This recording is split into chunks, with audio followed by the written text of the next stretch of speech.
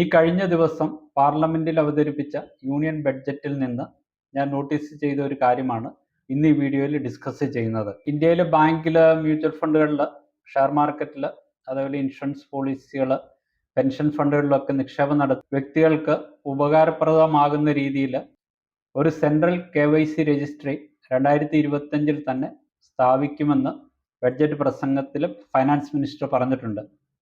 എന്താണ് ഈ central KYC രജിസ്ട്രിയുടെ importance? അതോടൊപ്പം തന്നെ ഒന്നിൽ കൂടുതൽ ടാക്സ് സ്റ്റാറ്റസിൽ ഇൻവെസ്റ്റ്മെൻറ്റുകൾ നടത്തുന്ന വ്യക്തികൾ, എസ്പെഷ്യലി പ്രവാസികളായിട്ടുള്ളവർ, NRIs ആയിട്ടുള്ള വ്യക്തികളെ ഇതെങ്ങനെയാണ് ഇമ്പാക്റ്റ് ചെയ്യാൻ പോകുന്നത്?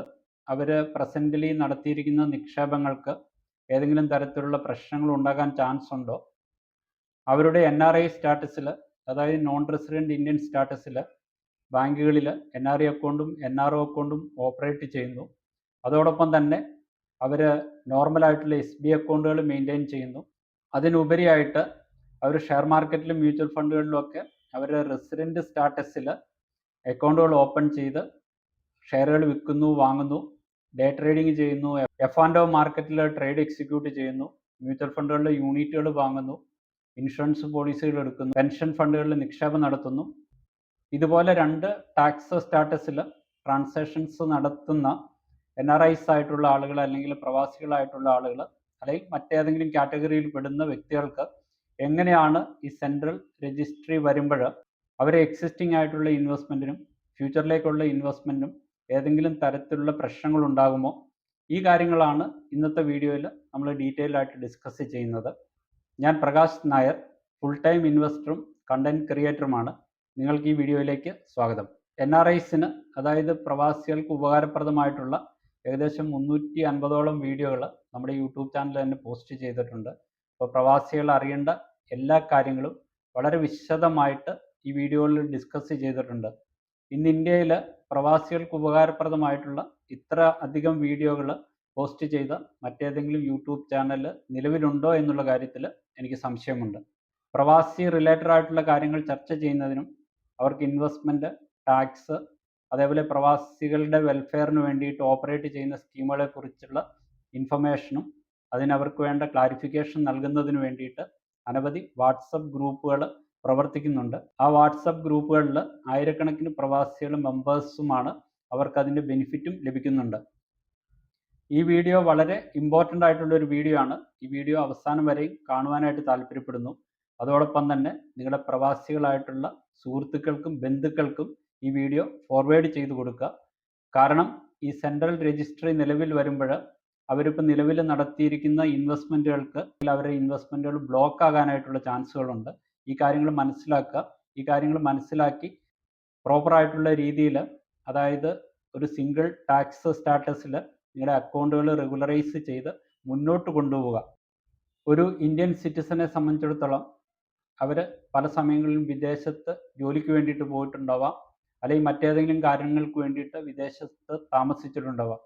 ഇൻകം ടാക്സിൻ്റെ റൂൾ അനുസരിച്ചും ഫെമയുടെ റൂൾ അനുസരിച്ചിട്ടുമാണ് ഒരു വ്യക്തിയുടെ ടാക്സ് സ്റ്റാറ്റസ് തീരുമാനിക്കുന്നത്.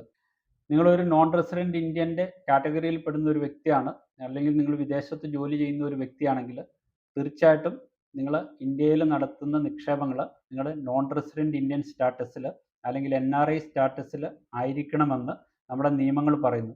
അത് ഇൻകം ടാക്സ് ആക്ട് അനുസരിച്ചിട്ടാവാം, അല്ലെങ്കിൽ ഫെമ റൂൾ അനുസരിച്ചിട്ടാകാം. ഞാൻ കുറേ വർഷങ്ങളായിട്ട് പ്രവാസികളുമായിട്ട് ബന്ധമുള്ള ഒരു വ്യക്തിയാണ്. നമ്മുടെ ഇന്ത്യയിൽ പ്രവാസികളായിട്ടുള്ള ഒട്ടനവധി വ്യക്തികൾ ഇപ്പോഴും നോർമലായിട്ടുള്ള SB അക്കൗണ്ട് മെയിൻറ്റെയിൻ ചെയ്യുന്നുണ്ട്. അത് നിയമവിരുദ്ധമായിട്ടുള്ള ഒരു കാര്യമാണ്. അതോടൊപ്പം തന്നെ അവർക്ക് ഈസി ആയിട്ട് സ്റ്റോക്കുകൾ വാങ്ങുന്നതിനും മ്യൂച്വൽ ഫണ്ടുകളിൽ ഇൻവെസ്റ്റ് ചെയ്യുന്നതിനും മറ്റുമായിട്ട് നമ്മുടെ ഇന്ത്യയിൽ ഇന്ന് ഓപ്പറേറ്റ് ചെയ്യുന്ന ചില ഓൺലൈൻ പ്ലാറ്റ്ഫോമുകളിലൂടെ അക്കൗണ്ടുകൾ ഓപ്പൺ ചെയ്ത് അവരുടെ റെസിഡൻറ്റ് സ്റ്റാറ്റസിൽ ഷെയറുകൾ വിൽക്കുകയും വാങ്ങുകയും F&O മാർക്കറ്റിൽ ഡീല് ചെയ്യുകയും മ്യൂച്വൽ ഫണ്ടുകൾ വാങ്ങുകയും വിൽക്കുകയും മറ്റും ചെയ്യുന്നുണ്ട്. ഇത് നിയമപരമായിട്ട് ശരിയായിട്ടുള്ള ഒരു കാര്യമല്ല. നിങ്ങൾ നോൺ റെസിഡൻറ്റ് ഇന്ത്യൻ സ്റ്റാറ്റസിലുള്ള ഒരു വ്യക്തിയാണ്, വിദേശത്ത് ജോലി ചെയ്യുന്ന ഒരു വ്യക്തിയാണെങ്കിൽ തീർച്ചയായിട്ടും നിങ്ങളുടെ നടത്തുന്ന എല്ലാ നിക്ഷേപങ്ങളും നിങ്ങളുടെ NRI സ്റ്റാറ്റസിലുള്ളതായിരിക്കണം. ഞാൻ ഈ പ്രവാസികളുമായിട്ട് സംസാരിക്കുമ്പോൾ അവർ പലരും പറയുന്നത് അവർ NRI സ്റ്റാറ്റസിൽ അക്കൗണ്ട് ഓപ്പൺ ചെയ്താൽ അവർക്ക് ടാക്സിൻ്റെ കാര്യങ്ങൾ നോക്കുമ്പോൾ എന്തോ ഡിസഡ്വാൻറ്റേജ് ഉണ്ട് എന്നുള്ളതാണ്. ഞാൻ എപ്പോഴും അവരെ അഡ്വൈസ് ചെയ്യുന്ന ഒരു കാര്യം എന്ന് പറയുന്നത്, നിങ്ങൾ ഇന്ത്യയിൽ നോർമൽ SBI അക്കൗണ്ട് മെയിൻറ്റെയിൻ ചെയ്യുന്നുണ്ടെങ്കിൽ അത് എത്രയും പെട്ടെന്ന് ഒരു NRO അക്കൗണ്ടായിട്ട് കൺവേർട്ട് ചെയ്യുക.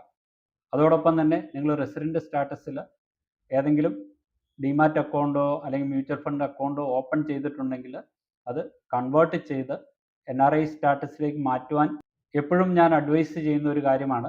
അപ്പോൾ പലരും പറയുന്ന ഒരു കാര്യം എന്ന് പറഞ്ഞാൽ, അവർ NRI സ്റ്റാറ്റസിൽ അക്കൗണ്ട് ഓപ്പൺ ചെയ്താൽ ടാക്സിൻ്റെ കാര്യങ്ങൾ നോക്കുമ്പോൾ അവർക്ക് എന്തോ ഡിസഡ്വാൻറ്റേജ് ഉണ്ട്. എന്നാൽ NRIസും അതേപോലെ നോർമൽ റെസിഡൻറ്റ് ഇന്ത്യനും തമ്മിൽ ടാക്സിൽ വരുന്ന കാര്യങ്ങൾ പലപ്പോഴും ഞാൻ അവരെ പറഞ്ഞ് മനസ്സിലാക്കാറുണ്ട്. എൻ്റെ ഒരു അറിവ് അനുസരിച്ചിട്ട് 1-2 തരത്തിൽ നോൺ റെസിഡൻറ്റ് ഇന്ത്യൻസിന് റെസിഡൻറ്റുമായിട്ട് കമ്പയർ ചെയ്യുമ്പോൾ അവർക്ക് ടാക്സിൽ ഡിസഡ്വാൻറ്റേജ് എന്ന് എനിക്ക് പറയാൻ പറ്റില്ല. എന്നാലും അതിൽ വരുന്ന ഒരു വ്യത്യാസം എന്ന് പറയുന്നത്, നിങ്ങളൊരു നോൺ റെസിഡൻറ്റ് ഇന്ത്യൻ ആണ്, നിങ്ങളുടെ NRI സ്റ്റാറ്റസിലാണ് നിങ്ങൾ സ്റ്റോക്കുകൾ വാങ്ങുന്നത്, മ്യൂച്വൽ ഫണ്ടുകളിൽ ഇൻവെസ്റ്റ് ചെയ്യുന്നതെങ്കിൽ നിങ്ങൾ ഈ പൈസ തിരിച്ചെടുക്കുന്ന സമയത്ത് ഏതെങ്കിലും തരത്തിലുള്ള ക്യാപിറ്റൽ ഗെയിൻ ഉണ്ടെങ്കിൽ അതിൽ അറ്റ് സോഴ്സിൽ, അതായത് TDS പിടിക്കാറുണ്ട്. ഇപ്പോൾ ലോങ് ടൈം ക്യാപിറ്റൽ ഗെയിൻ ആണെങ്കിൽ 12.5%, ഷോർട്ട് ടൈം ക്യാപിറ്റൽ ഗെയിൻ ആണെങ്കിൽ 20%-മാണ് സാധാരണയായിട്ട് TDS ഡിഡക്റ്റ് ചെയ്യാറുള്ളത്. ഇതിൻ്റെ മെയിനായിട്ടുള്ള കാര്യം, NRIs എന്ന് പറഞ്ഞാൽ ഹൈ റിസ്ക് കാറ്റഗറിയിൽ പെടുന്ന ഇൻഡിവിജ്വൽസ് ആണ്. അപ്പം ഒരു പ്രിക്കോഷൻ എന്ന നിലയിലാണ് ഗവൺമെൻറ് അഡ്വാൻസ് ആയിട്ട് നിങ്ങളുടെ കയ്യിൽ നിന്ന് ടാക്സ് കളക്ട് ചെയ്യുന്നത്. നിങ്ങൾക്ക് ടാക്സബിൾ ഇൻകം ഇല്ലാത്ത ഒരു വ്യക്തിയാണെങ്കിൽ തീർച്ചയായിട്ടും നിങ്ങൾ ടാക്സ് കൊടുക്കേണ്ട ആവശ്യമില്ല. നിങ്ങൾ ടാക്സ് റിട്ടേൺ ഫയൽ ചെയ്ത് കഴിഞ്ഞാൽ ഈ പണം ഗവൺമെൻറ് നിങ്ങൾക്ക് തിരിച്ചു നൽകും. ഇതാണ് ഞാൻ നോട്ടീസ് ചെയ്ത ഒരു കാര്യം. രണ്ടാമത്തെ കാര്യം എന്ന് പറയുന്നത്, ഇൻകം ടാക്സിൻ്റെ റൂളിൽ 87A എന്ന് പറയുന്ന സെക്ഷൻ അനുസരിച്ചിട്ട് ഒരു ടാക്സ് റിബേറ്റ് കിട്ടാറുണ്ട്. ഈ കഴിഞ്ഞ ബഡ്ജറ്റിലും 12 ലക്ഷം രൂപ വരെയും ഇൻകം ഉള്ളവർക്ക് ടാക്സ് കൊടുക്കണ്ട എന്നുള്ള ഒരു പ്രൊവിഷൻ കൊണ്ടുവന്നിട്ടുണ്ട്. അതിൽ ബേസിക്കായിട്ട് 87A എന്ന് പറയുന്ന സെക്ഷനിൽ നിങ്ങൾക്ക് 4 ലക്ഷം രൂപയിൽ മേളിലുള്ള ഇൻകം, അതായത് 4 ലക്ഷത്തിനും 12 ലക്ഷത്തിനും ഇടയിലുള്ള ഇൻകത്തിന് ഒരു റിബേറ്റ് തരികയാണ് ചെയ്യുന്നത്. പക്ഷേ നിങ്ങളുടെ tax status non resident Indian ആണെങ്കിൽ നിങ്ങൾക്ക് ഈ റിബേറ്റ് ലഭിക്കുകയില്ല. ഈ 2 കാര്യങ്ങളാണ് മെയിനായിട്ട് ഞാൻ നോട്ടീസ് ചെയ്ത 2 കാര്യങ്ങൾ. ഈ കാര്യങ്ങൾ സാധാരണ ഞാൻ ആളുകളെ പറഞ്ഞ് മനസ്സിലാക്കിക്കാറുമുണ്ട്. എപ്പോഴും നമ്മൾ നിയമവിരുദ്ധമായിട്ടുള്ള കാര്യങ്ങൾ ചെയ്യാതിരിക്കുകയാണ് നല്ലത്. ഇന്നല്ലെങ്കിൽ നാളെ നമ്മൾ പിടിക്കപ്പെട്ടാൽ ചിലപ്പോൾ അതിന് വലിയ ഫൈൻ നമ്മൾ കൊടുക്കേണ്ടി വരും. അല്ലാത്ത ഒരു സാഹചര്യത്തിൽ നിങ്ങൾ നടത്തുന്ന ഇൻവെസ്റ്റ്മെൻറ്റുകളൊക്കെ ബ്ലോക്ക് ആകാനായിട്ടുള്ള ഒരു ചാൻസുമുണ്ട്.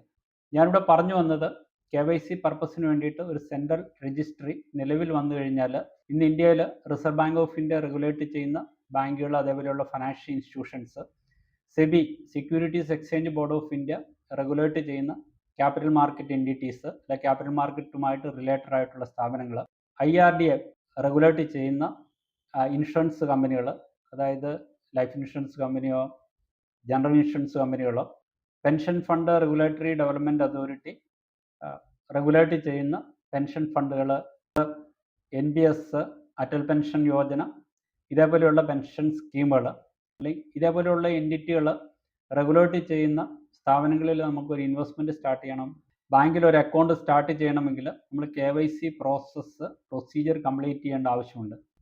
നമ്മുടെ ഇന്നത്തെ സാഹചര്യം അനുസരിച്ച് നിങ്ങൾക്കിപ്പോൾ ബാങ്കിലൊരു അക്കൗണ്ട് ഉണ്ടെങ്കിൽ ആ നടത്തുന്ന KYC വെച്ചിട്ട് നിങ്ങൾക്ക് മ്യൂച്വൽ ഫണ്ടുകളിൽ ഇൻവെസ്റ്റ് ചെയ്യാൻ പറ്റില്ല. അപ്പോൾ നിങ്ങൾക്ക് മ്യൂച്വൽ ഫണ്ടുകളിലോ ഷെയർ മാർക്കറ്റിലോ ഇൻവെസ്റ്റ്മെൻറ്റ് ചെയ്യണമെങ്കിൽ നിങ്ങൾ വേറൊരു KYC ചെയ്യേണ്ട ആവശ്യമുണ്ട്.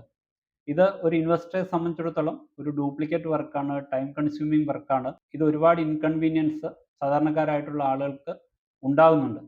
ഈ കാര്യങ്ങൾ പരിഹരിക്കുന്നതിന് വേണ്ടിയിട്ടും പിന്നെ ഇതേപോലെ 2 ടാക്സ് സ്റ്റാറ്റസുകളിലും മറ്റും അക്കൗണ്ടുകൾ ഓപ്പറേറ്റ് ചെയ്ത് ടാക്സിൽ നിന്ന് ഒഴിവാകുന്ന ആളുകളും നിയമവിരുദ്ധമായിട്ട് അക്കൗണ്ടുകൾ ഓപ്പൺ ചെയ്ത് ഷെയർ ട്രേഡിങ്ങോ മ്യൂച്വൽ ഫണ്ടുകളിലൊക്കെ ഇൻവെസ്റ്റ് ചെയ്യുന്ന വ്യക്തികളൊക്കെ ഏകോപിപ്പിച്ച് ഒരു സ്ഥലത്ത് കൊണ്ടുവരുന്നതുമായിരിക്കാം ഗവൺമെൻറ്റിൻ്റെ ഒരു ഉദ്ദേശം. ഇങ്ങനെ ഒരു സെൻട്രൽ KYC നിലവിൽ വരുന്ന ഒരു സാഹചര്യത്തിൽ എന്താണ് സംഭവിക്കാൻ പോവുക? നിങ്ങളുടെ ബാങ്കിൽ നടത്തിയിരിക്കുന്ന KYC ഡീറ്റെയിൽസും നിങ്ങൾ മ്യൂച്വൽ ഫണ്ടുകളിലും ഷെയർ മാർക്കറ്റിലും ഇൻവെസ്റ്റ് ചെയ്യുന്നതിന് വേണ്ടിയിട്ട് നടത്തിയിരിക്കുന്ന KYC ഡീറ്റെയിൽസും, ഇൻഷുറൻസ് കമ്പനികളിൽ പോളിസികൾ എടുക്കുന്നതിന് വേണ്ടിയിട്ട് നടത്തിയിരിക്കുന്ന KYC ഡീറ്റെയിൽസും, പെൻഷൻ ഫണ്ട് റെഗുലേറ്ററി അതോറിറ്റിയുടെ കീഴിലുള്ള NPSലോ അതേപോലെ തന്നെ അടൽ പെൻഷൻ യോജനയിലോ ഒക്കെ നിങ്ങൾ നടത്തിയിരിക്കുന്ന KYCകളെല്ലാം ഒരൊറ്റ സെർവറിൽ വരികയും ഒരു സ്ഥാപനം ഇത് മാനേജ് ചെയ്യുകയും ചെയ്യും. അപ്പോൾ സാധാരണയായിട്ട് നിങ്ങളുടെ KYC ചെയ്യുന്നത് നിങ്ങളുടെ പാൻ കാർഡിനെ ബേസ് ചെയ്തിട്ടാണ്.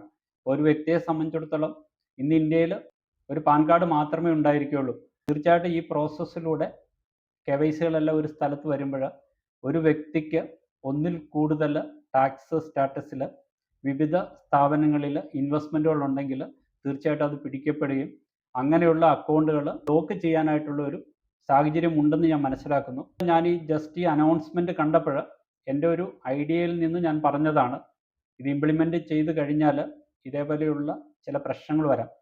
നിങ്ങൾ മ്യൂച്വൽ ഫണ്ടുകളിൽ നിക്ഷേപം നടത്തുവാൻ ആഗ്രഹിക്കുന്ന വ്യക്തികളാണെങ്കിൽ ഈ വീഡിയോയുടെ ഡിസ്ക്രിപ്ഷനിൽ കൊടുക്കുന്ന ലിങ്ക് ഉപയോഗിച്ച് രജിസ്റ്റർ ചെയ്യുക.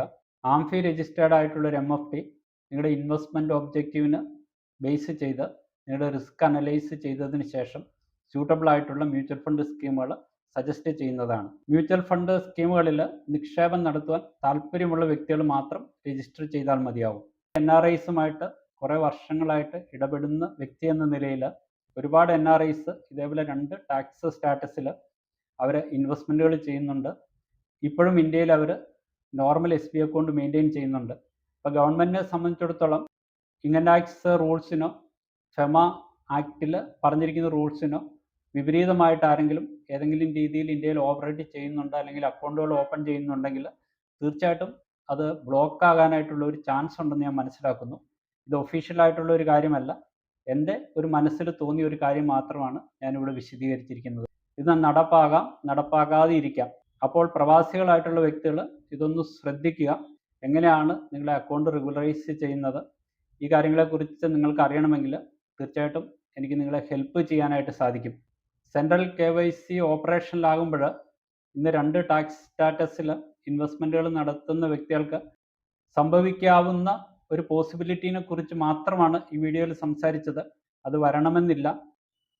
ഇതേപോലെ ഉപകാരപ്രദമായിട്ടുള്ള 1200-ൽ കൂടുതൽ വീഡിയോകൾ ഈ ചാനലിൽ പോസ്റ്റ് ചെയ്തിട്ടുണ്ട്. ഈ ചാനലിൽ പോസ്റ്റ് ചെയ്യുന്ന വീഡിയോകൾ യഥാസമയം നിങ്ങളിൽ എത്തണമെങ്കിൽ ഈ ചാനൽ സബ്സ്ക്രൈബ് ചെയ്യുകയും ഈ വീഡിയോ ലൈക്ക് ചെയ്യുകയും മറ്റുള്ളവരുടെ അറിവിലേക്ക് ഷെയർ ചെയ്യുകയും ചെയ്യുക.